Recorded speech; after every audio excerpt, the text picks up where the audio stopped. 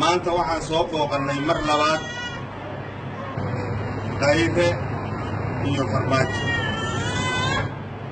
oo weliba hooyadooda ay dhabta ku hayso. cid kastoo intaa maqashaa waa yaabaysaa, hase yeeshee Farmaajo iyo Khayre waa laba mataano ah oo hooyadood maama Istar ay hayso. waxaa lagu sameeyey madaxweynaha dalka iyo ra'iisul wasaaraha, labadoodii ayaa saaka soo booqannay, waxaana soo gaarsiiyey $2,000 oo uu soo dhiibay ra'iisul wasaare Khayre.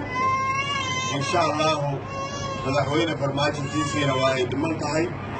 waxaan kala rabnaa carruurtaas iyo qoyskaas oo ah qoys danyara oo dadka soo barakacay ah in haddii alla ku leeyahay la ogaado oo xaaladooda laga warhaayo. waxaan leenahay Khayre iyo Farmaajo soo barbaara oo kuwii waddankooda badbaadiyana Allah ka dhigo. haddana waan ku wareejinayaa $2,000 oo Khayre uu soo dhiibay. waxaan gacanta u gelinayaa isla Khayre.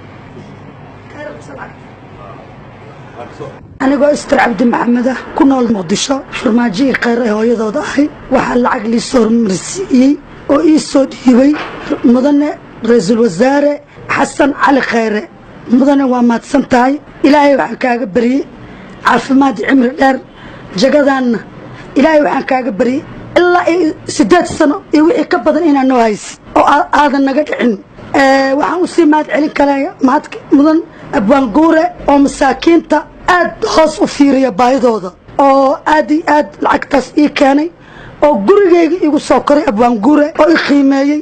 ilaahay khayr ha siiya Abwaan Guure, cimri